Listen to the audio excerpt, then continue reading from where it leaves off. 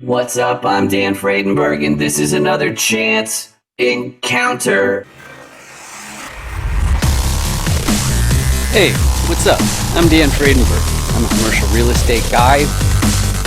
I'm from the internet.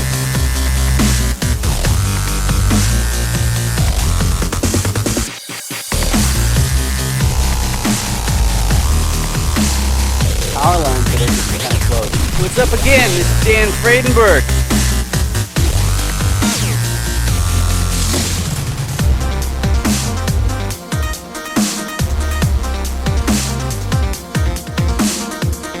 Today, I'm joined with Dominic Green. How you doing today, Dominic?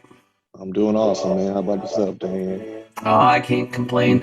So, one thing that I think, and I'm talking to you in the audience there, one thing that's very important if you're going to be successful in life is you have to be able to effectively introduce yourself. So, Dominic, can you please introduce yourself for the audience? Absolutely. Hey, everyone. My name is Dominic Green. I am a managing partner at Botanico Commercial Real Estate Services here in Dallas, Texas. We specialize in helping businesses and individuals invest, lease, and buy commercial real estate.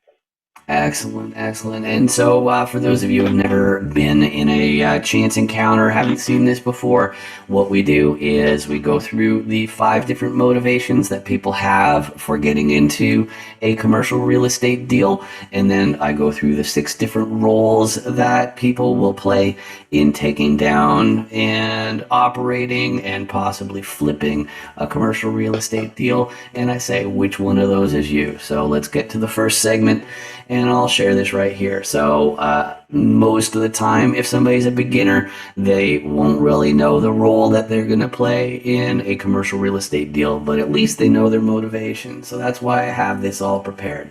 So the first motivation that I find some people have for getting into a commercial real estate deal is because they're looking to preserve their purchasing power. In other words, they've got enough wealth that makes, they basically make that wealth work for them so that they don't really have like a day job or something like that. This is typically for the family offices and people like that if they're looking to preserve their purchasing power from inflation. The next reason is the one that's mine, which is that because I've got a background in digital security, mass marketing, and technology like that, it occurred to me that I can keep on making this high salary and then invest it into wealth and get the tax advantages of that. But I'm paying income tax as an intermediate step. So if I take my tech skills and become a co-GP with these different commercial properties, then I'm getting rewarded for my time in the form of wealth, which is far better. So that's what I'm up to.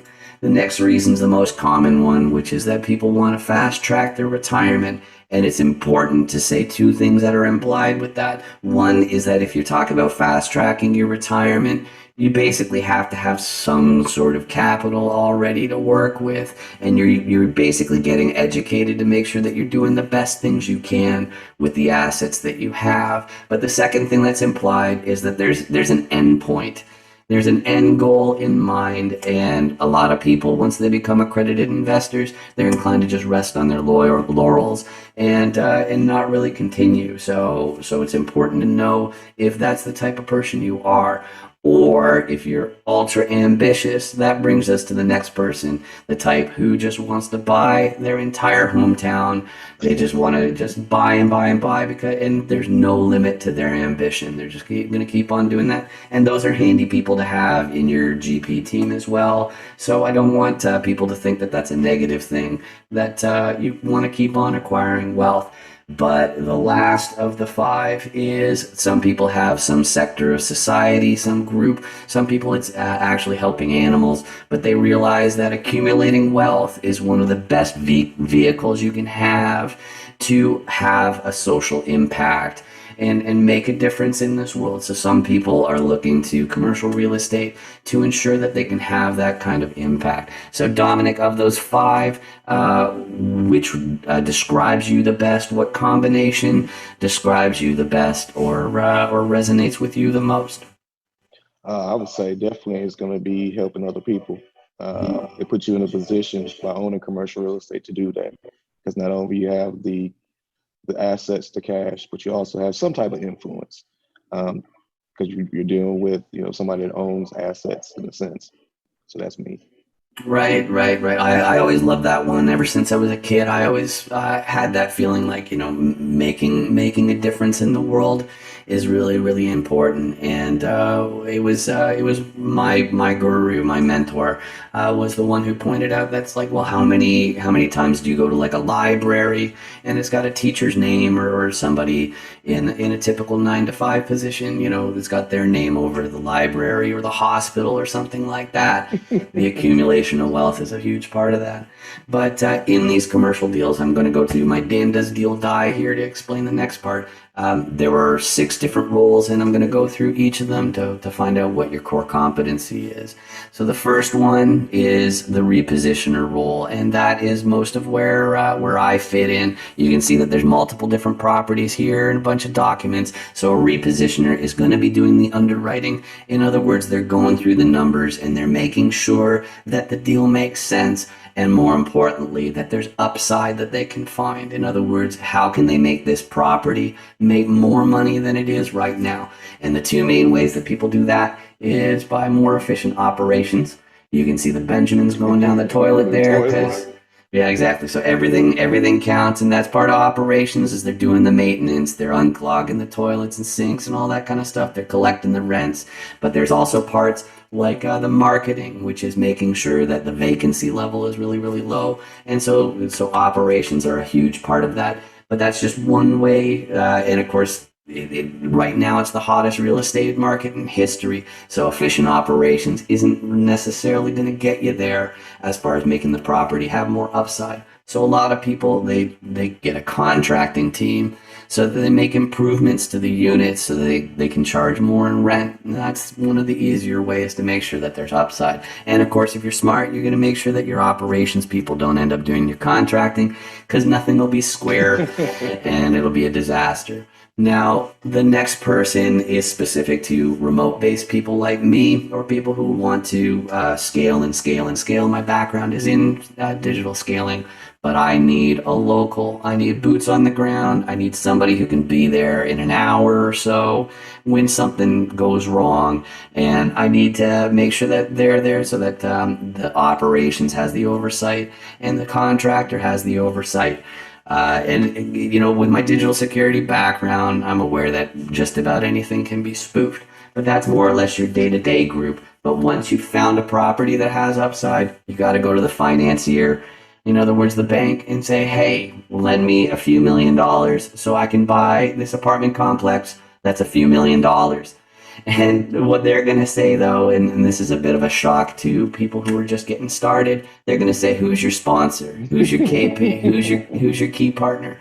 And what that is, that's somebody who already owns a similar asset. So even Jeff Bezos, if he wants to buy a 350-unit apartment complex, somebody in the fold has to already own a 350-unit apartment complex or something like that. And then the other thing that you have to provide is a net worth of at least the amount of the loan. So those are the 6 different roles. And in a financier, some people are capital raisers, and that's a financier role. But and as I mentioned before, the other one that's not obvious is the part of being a repositioner, which means that you're underwriting and in charge of acquisitions. But out of these 6 different roles, Dominic, which ones are your core competencies or the pieces of the puzzle that you're most likely to contribute in your next commercial deal? Oh, it's definitely going to be the underwriting, the acquisition part of it. I'm going to pass on the operations to a professional. I'm going to find somebody that's really great at raising capital and all the other positions outside of that. But I'll find the deals and I'll negotiate and make sure it makes sense. Excellent, excellent. So that's great. And so the next question I usually ask is about the investor's buy box, and by that I mean, like, what geographical areas do you focus on, like which states, counties, anything you're willing to share, and what's the unit count or other details of the property that make it a real sweet spot for you, so that there's less decision making involved. It's just the numbers are speaking for themselves. What's your perfect deal, Dominic? Oh, it's definitely going to be in the places that I either been to, lived in, or know of. So that's going to be here in Texas. We call it the Texas Triangle: San Antonio, Houston, Austin, and Dallas, which in Dallas I live. The property is going to be in reference to affordability. So there'll be affordable housing, or it'll be what we call NOAA, and that's a naturally occurring affordable housing, which is basically just an older property. For the numbers that for it to speak to me, at least got to be able to produce a 6% preferred to take care of my investors, and at least at a minimum 10 to 12 IRR. All right, awesome. And then the unit counts themselves. So is it like in the 50 range, 20 range, 100 range, 150? At a minimum, it's going to be about 50, and that's just based on the conversations with the property managers, what they're willing to take on. But that outside of that, it's 50 plus.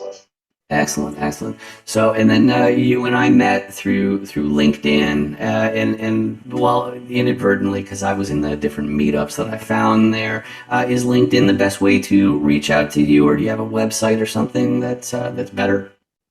LinkedIn, I can be reached. You can also contact me on our brokerage sites, which is www.atenico.com. You can email me. That's at dgreen@atenico.com.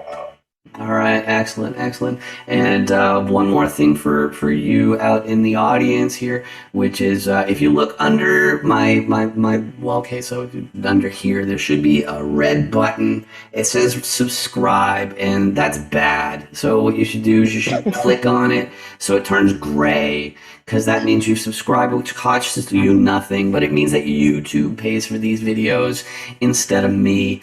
And I'm not crazy about that part. I need some of that Google money to pay for all of these different videos here. And the good news is that all it means is that my videos might end up on your list of suggestions. I don't know about you, Dominic, but every time I'm logging into the YouTube app, I'm searching for something specific, and I kind of don't care what the suggestions are. So, and it's doing me a big favor. So please do that. But Dominic, it's been awesome talking to you today. Thank you so much for joining me for this chance encounter. Likewise, man. I appreciate it. Awesome. Thanks.